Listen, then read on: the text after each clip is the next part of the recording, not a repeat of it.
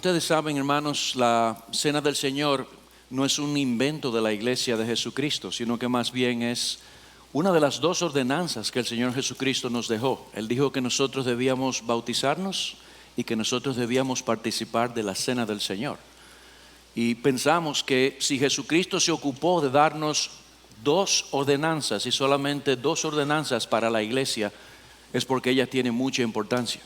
El hecho de que la iglesia pueda concentrarse con frecuencia de una manera particular en la persona y en la obra de nuestro Señor Jesucristo tiene que ser algo realmente importante. De hecho, creo que todos nosotros hemos experimentado que con el tiempo muchas veces las cosas que nos afectan y que mueven las fibras de nuestro corazón se van diluyendo poco a poco y nosotros nos encontramos en un momento con mucha frialdad en el corazón acerca de cosas que nos importan. Y eso entiendo que estaba en la mente del Señor cuando Él dijo: yo quiero que mi iglesia reflexione en lo que yo hice por ellos. Yo quiero que pongan su mente y su corazón en las cosas que realmente tienen que ver con su salvación. Cuando nosotros vamos a 1 Corintios, al capítulo 11, el apóstol Pablo, hablando inspirado por el Espíritu Santo, dice: está la razón de que nosotros debemos hacer memoria de Él, y está el hecho de que al hacer memoria de Él recordamos algo trascendente, y es que el Señor regresa. Debemos estar haciendo esto hasta que Él regrese. ¿Y saben lo que va a pasar cuando Él regrese? Tendremos una cena. Así que el Señor nos está preparando a todos los santos a través de toda la historia de la redención, que nosotros vayamos practicando lo que vamos a hacer cuando nos veamos cara a cara junto con el Señor Jesucristo.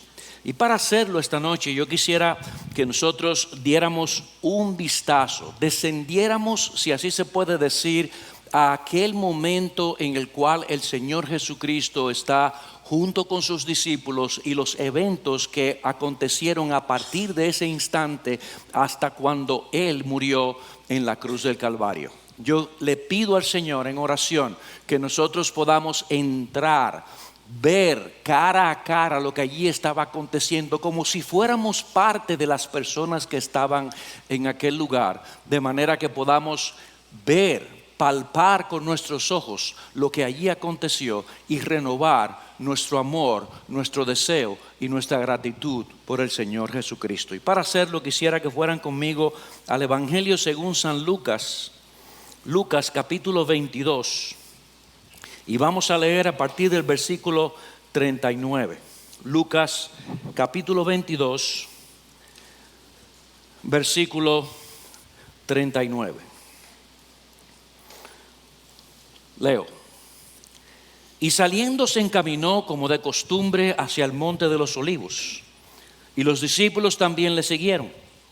Cuando llegó al lugar les dijo: orad para que no entréis en tentación. Y se apartó de ellos como a un tiro de piedra, y poniéndose de rodillas oraba diciendo: Padre, si es tu voluntad, aparta de mí esta copa, pero no se haga mi voluntad sino la tuya. Entonces se le apareció un ángel del cielo fortaleciéndole, y estando en agonía oraba con mucho fervor, y su sudor se volvió como gruesas gotas de sangre que caían sobre la tierra. Cuando se levantó de orar, fue a los discípulos y los halló dormidos a causa de la tristeza, y les dijo: ¿por qué dormís? Levantaos y orad para que no entréis en tentación. Mientras todavía estaba él hablando, he aquí llegó una multitud, y el que se llamaba Judas, uno de los 12, iba delante de ellos y se acercó a Jesús para besarle. Los discípulos habían estado celebrando la cena de la Pascua. Cristo les había transmitido lo que había en su corazón, les había hablado de su muerte. Y si ustedes recuerdan la escena en Juan capítulo 13, ellos se habían entristecido en gran manera porque no entendían ni deseaban oír las cosas que el Señor les estaba comunicando. Por eso es que Jesús tiene que decirle: no se turbe vuestro corazón, creéis en Dios, creed también en mí. En la casa de mi Padre muchas moradas hay, y si así no fuese, yo lo hubiese dicho. No obstante, Dice la Escritura que el Señor esfuerza su corazón y aún allí cantaron un himno delante del Señor. Y luego se dirigen hacia el monte de los Olivos, al otro lado del torrente de Cedrón, al huerto donde Lucas ahora nos narra esta escena. Según Lucas, ellos frecuentaban este lugar porque era un lugar apartado y tranquilo en el cual podían meditar, hablar y orar sin ser estorbados por las personas. Pero esta vez, a diferencia de las otras veces, había una intención especial en el corazón del Señor Jesucristo. Había un peso, porque siendo Dios sabía y conocía lo que sucedería con él, y por ello nos dicen los evangelistas que comenzó a entristecerse y a angustiarse, y les dijo a ellos: mi alma está muy triste hasta el punto de la muerte. Yo estoy seguro de que todos aquí hemos experimentado la sensación de tristeza y de angustia cuando nos hemos enfrentado a situaciones de problemas muy serios. Situaciones que nos mueven muchas veces al llanto, a la depresión y aún a sentir dolor físico. Y nos dice la palabra de Dios que el Señor Jesucristo se encontraba y se sentía de esa manera en aquel lugar. Pero nos preguntamos ¿por qué? ¿Por qué se sentía el Señor de esa manera? Bueno, probablemente Él estaba consciente del dolor físico que habría de soportar hasta la muerte. No sé cuántos de ustedes han tenido esa experiencia personal cuando nosotros sabemos que tenemos que enfrentar algo difícil y solamente ponernos a pensar en lo que ha de venir empieza a tener un efecto en nuestros corazones. No sabemos exactamente porque no estamos en la mente del Señor, pero podemos imaginar porque hemos sido hechos a la imagen de Él. Podemos imaginarnos que Él estaba allí pensando y contemplando lo que tendría que enfrentar al día siguiente y que eso tenía un peso sobre su alma. Él estaba consciente también, mis amados hermanos, de la burla y de la vergüenza que tendría que soportar. Imaginemos por un momento el Rey de Reyes, Señor de Señores, el sustentador del universo, aquel que tenía y que tiene a cada uno de los seres humanos en sus manos, tendría que estar de frente a una turba, a un grupo de personas que se iba a burlar y que iba a hacer vergüenza del único ser glorioso que existe en todo el universo. Y eso estaba en la mente de Él. Pero Él estaba consciente también de que de una forma milagrosa y misteriosa, aquel que era el contentamiento del Padre tendría sobre sus hombros el pecado del hombre y sería abandonado por el Padre, rompiendo la unión perfecta que ha habido entre el Padre, el Hijo y el Espíritu Santo. Y Cristo no lo deseaba. De ninguna manera lo deseaba, y por eso decía: Padre, si es posible, aparta, quita de mí esta copa. Y no lo dijo una sola vez, sino que Mateo dice que Él vino otra vez y los halló durmiendo, y dejándolos se fue de nuevo y oró por tercera vez: Padre, Padre, si es posible, aparta de mí esta copa.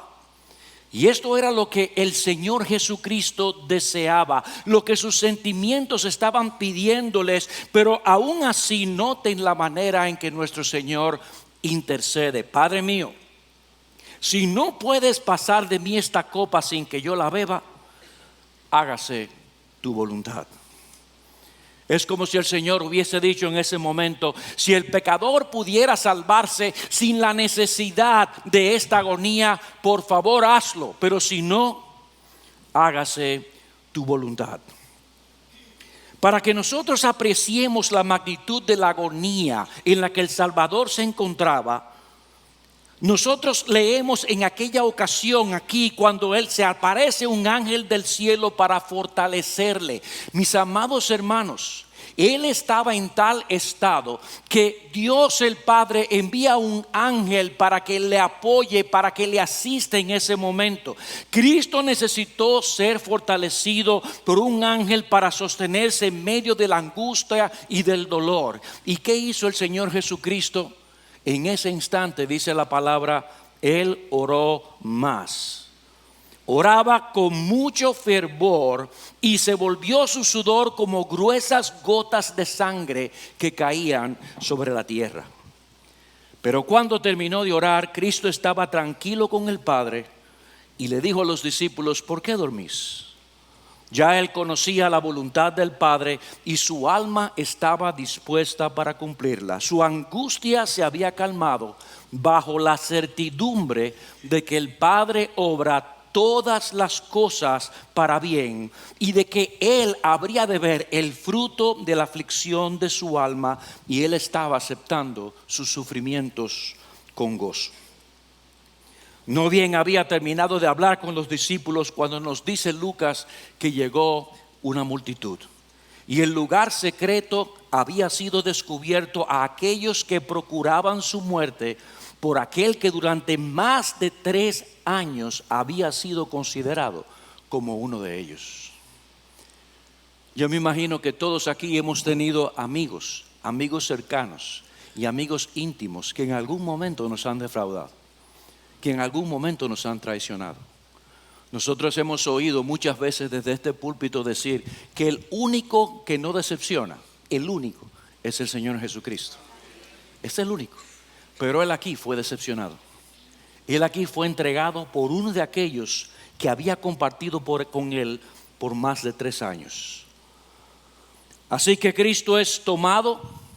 Y mis amados hermanos, la mayor farsa que se conoce en la historia de la humanidad como juicio es iniciada.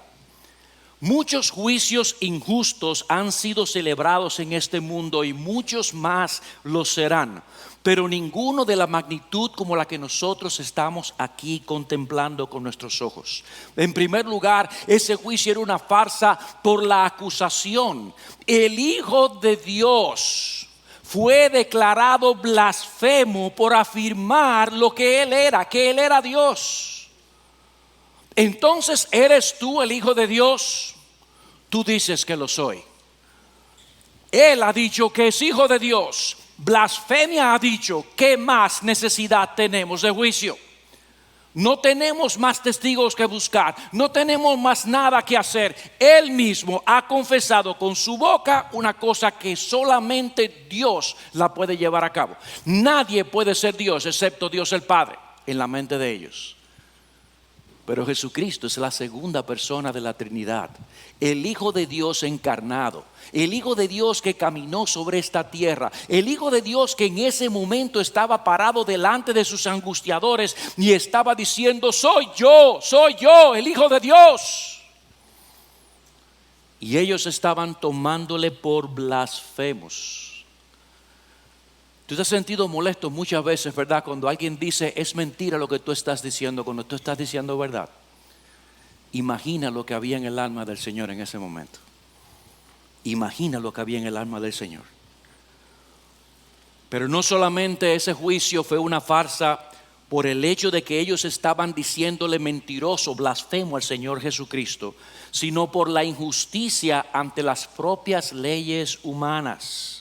Dios se encarga de registrar en las Escrituras con lujos de detalle la farsa de este juicio. En primer lugar, el juicio judío fue realizado en medio de un proceso violatorio de los propios cánones judíos.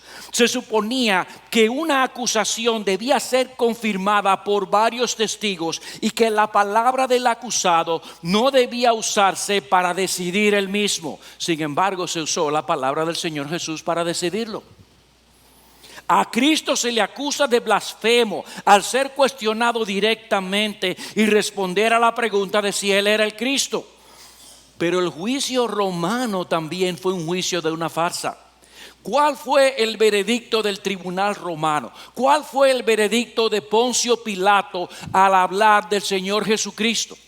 Poncio Pilato, el gobernador en esa región, declaró al Señor Jesucristo como inocente. Y él declara en las Sagradas Escrituras qué mal ha hecho este hombre. Y aún más, él dice: yo soy inocente de la sangre de este justo. Y llegó a decir: ningún delito hallo yo en este hombre. 3 veces dijo el gobernador de la región que este hombre era inocente, que este hombre no merecía lo que estaba enfrentando en ese momento. Este hombre, y piensen en esto, gobernador de toda esa región, la persona de más autoridad, estaba suplicándole a la audiencia que recibieran su veredicto. Y como él tenía una conciencia culpable, pero estaba jugando el juego de querer quedar bien con los hombres, él decide hacer un plan macabro.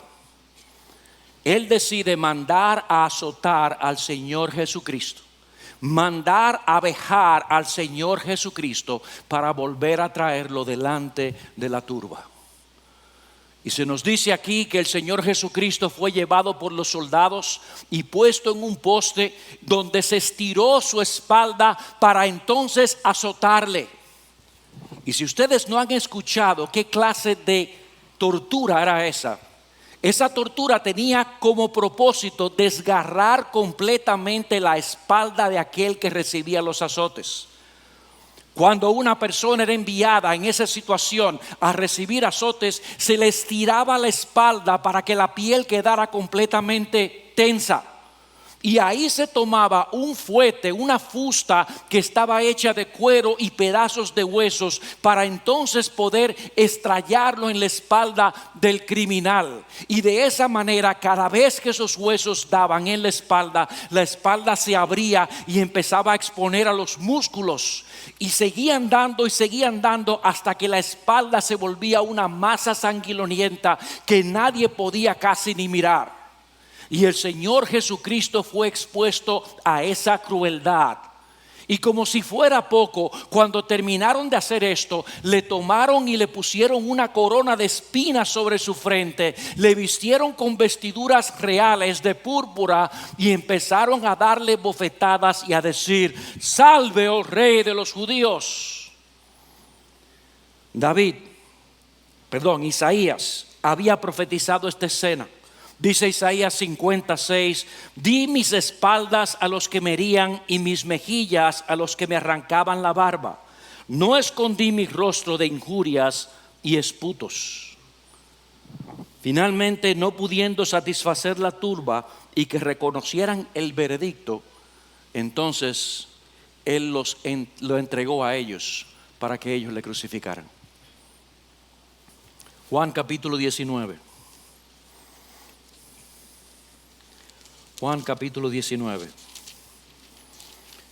versículos 16 y 17.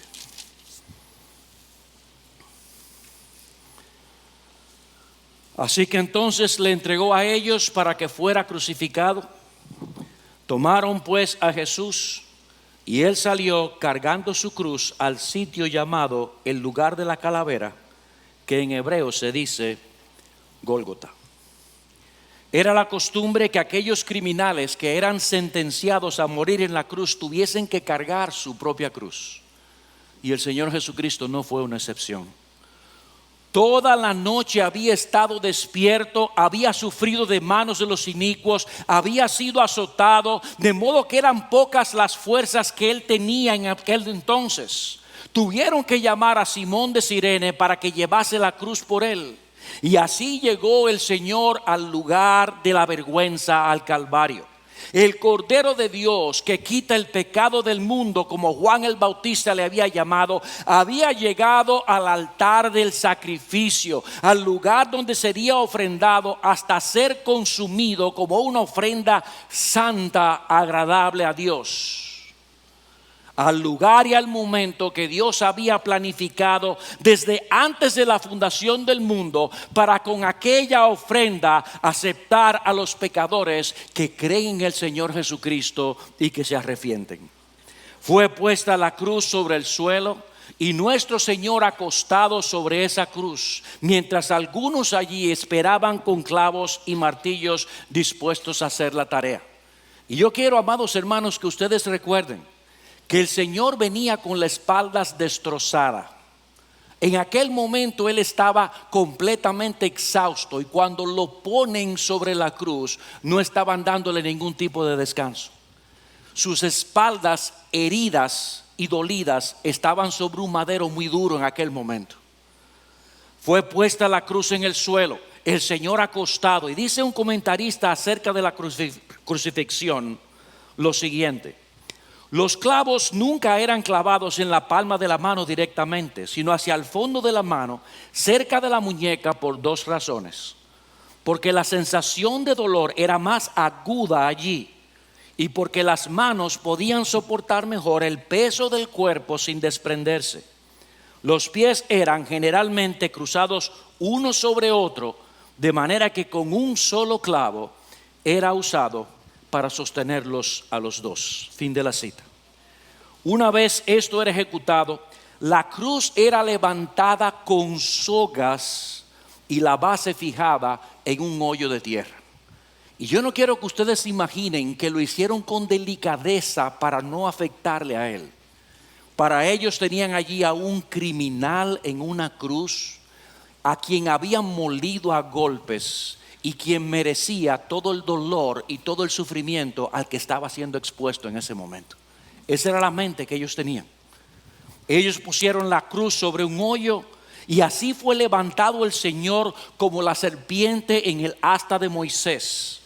Así estaba el Hijo de Dios suspendido entre el cielo y la tierra. Allí estaba el bendito de Dios sufriendo una muerte de criminales, una muerte atroz. Los historiadores relatan que esta muerte era, si no la más, una de las más horribles que el ser humano puede soportar. Una agonía lenta que podía durar muchos días. La cruz estaba diseñada para producir en cada instante y con cada uno de sus elementos dolor sobre la persona que estaba en la cruz. Había dolor por las heridas que estaban abiertas y por el peso del cuerpo. Cada vez que la espalda del Señor se pegaba al madero, sentía el escozor de tener algo pegado hacia él. Recuerden que él estaba desnudo delante de la multitud. Sus heridas estaban allí abiertas y expuestas y pegándose continuamente a la parte de atrás. Su cuerpo estaba pesando, por lo tanto las coyunturas, los brazos y todo lo que tenía encima le hacía un peso horrible, y tenía dolor en cada uno de sus brazos y en cada una de las piernas. Y como si eso fuera poco, esa posición en una cruz hace que la persona que está en aquel lugar no tenga capacidad para poder respirar. Cada respiración costaba un trabajo increíble y enorme, de tal manera que cada segundo en aquel lugar era una tortura impensable para nosotros al día de hoy. Cada centímetro del cuerpo que el Señor tenía aquí colgado experimentaba dolor, dolor agudo y dolor atroz. David, contemplando esa escena de manera profética, escribe en el Salmo 22: soy derramado como agua y todos mis huesos están descoyuntados. Mi corazón es como cera, se derrite en medio de mis entrañas. Como un tiesto se ha secado mi vigor y la lengua se pega a mi paladar. 1000 años antes, David había podido captar esa escena de dolor, sufrimiento y de angustia que experimentaría el Hijo de Dios por amor a sus escogidos. Y Dios mostró su disgusto. Nos dice Lucas que desde la hora sexta, así al mediodía, una tiniebla cubrió toda la tierra hasta la hora novena. El sol ocultó sus rayos de manera que no se podía ver, como si Dios estuviera ocultando la vergüenza de su Hijo. Eso llevó al centurión a exclamar: verdaderamente este es el Hijo de Dios. Pero otros allí no parecían estar afectados en medio de este espectáculo. Los gobernantes se burlaban de él. Decían: si eres Dios, bájate de esa cruz. Los soldados le escarnecían y le injuriaban. Los sacerdotes decían: a otro salvó, que se salve a sí mismo. Y todos los que estaban allí estaban haciendo burla David mismo había profetizado esa escena cuando escribió: todos los que me ven me escarnecen, estiran la boca, menean la cabeza, diciendo: se encomendó a Jehová, líbrele él, sálvele, puesto que en él se complacía. Mateo recoge esta última expresión en la boca de los sacerdotes, de los escribas, de los fariseos y de los ancianos. 3 horas había estado el Señor Jesucristo allí, y aquel espectáculo había satisfecho a los que estaban del lado de Satanás, cuando Cristo entonces fue sometido a aquello que él temía y por lo cual él había orado en Getsemaní. Ahora su alma inmaculada, libre de toda culpa del pecado, libre del pecado mismo, fue sometido bajo todo el furor de la ira divina que por derecho corresponde a todos los que hemos conformado y conformarán el pueblo de Dios, a ti y a mí. Cristo estaba en aquel momento visualizando, listo, preparado para recibir lo que tú y yo debimos haber recibido. Él fue sometido a sufrir el infierno en nuestro lugar. Él recibió la ira del Padre sobre sí. Él fue con la carga de la culpa de nosotros, de todo el pecado que tú y yo hemos cometido, aún el que estamos cometiendo ahora mismo en este lugar. Ese era su temor. Cuando él estaba en Getsemaní y tenía gotas de sangre en su cabeza, él no estaba pensando solamente en el dolor físico. Para el dolor físico la muerte basta. Pero el Señor estaba pensando en este momento tan terrible en su vida. Y aquí la unión eterna del Padre y del Hijo fue rota de una manera que es incomprensible para nosotros. El rostro del Padre fue ocultado del Hijo por primera y única vez. Y Cristo clamó a gran voz: Dios mío, ¿por qué me has abandonado? O como dice Augusto Toplady, un escritor del siglo XVIII, de una manera que a mí realmente me impacta: Dios mío, ¿de qué forma me has abandonado? ¿De qué manera me has abandonado? El Hijo de Dios fue abandonado por el Padre, dejado solo sin el favor divino. El amado del Padre, en quien el Padre tenía complacencia, fue dejado solo. Sigue diciendo Toplady: Cristo sufrió como nuestro sustituto y en nuestro lugar.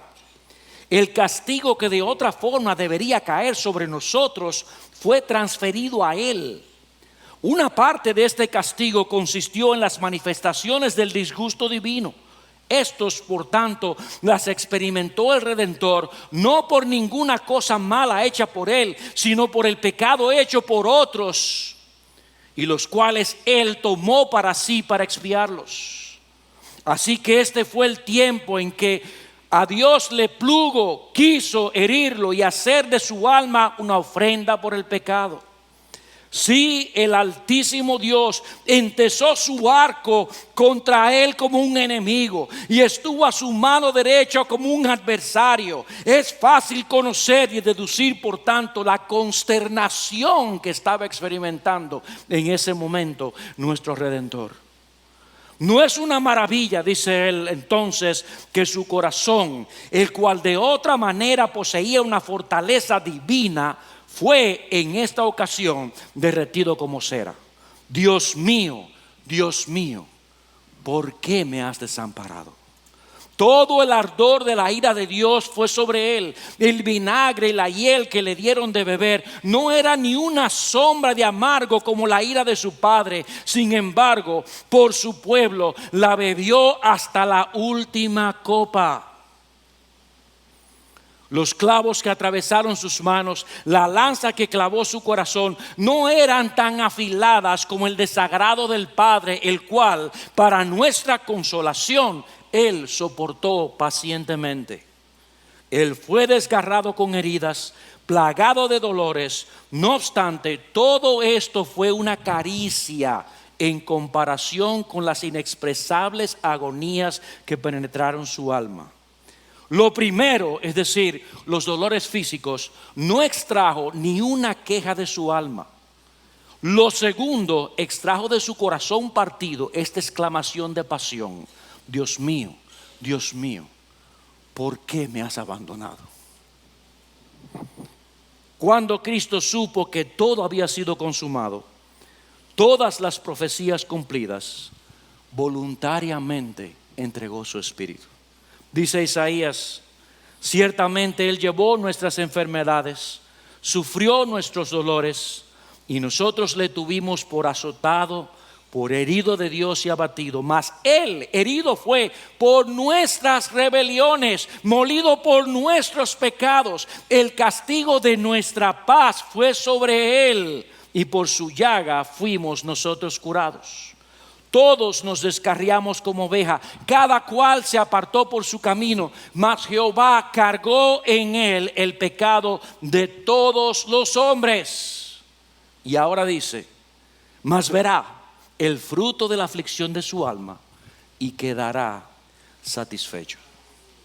Mis amados hermanos, hoy nos reunimos a recordar estas cosas y a meditar que no fueron los pecados de mi vecino, que no fue el pecado de mi mujer, que no fue el pecado de mi amigo, fue mi pecado que hizo que el Señor tuviera que pasar por esto. De hecho, si solamente tú hubieras nacido en este mundo, si solamente tú fueras el único ser que existiera en este mundo, aún así Cristo hubiera tenido que morir en la cruz como un criminal de igual manera, para que fueses redimido de tus pecados.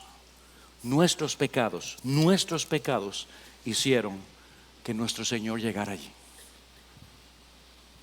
Y eso nos lleva a pensar, amados hermanos, en lo que Juan expresó.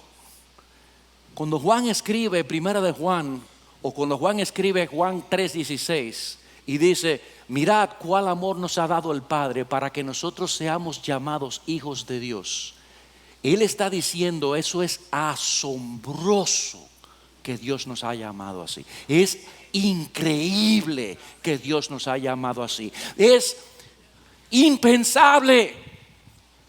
Por eso es que Pablo dice en Romanos que alguien puede morir por un bueno, pero que alguien muera por personas que le aborrecen y que le odien y que reciba el castigo que ellos merecían para librarles de la muerte, solo el Señor Jesucristo.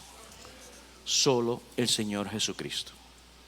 Que Dios nos dé visión de gloria, que Dios nos ayude a contemplarle y a entender hoy que todo eso fue por ti y fue por mí.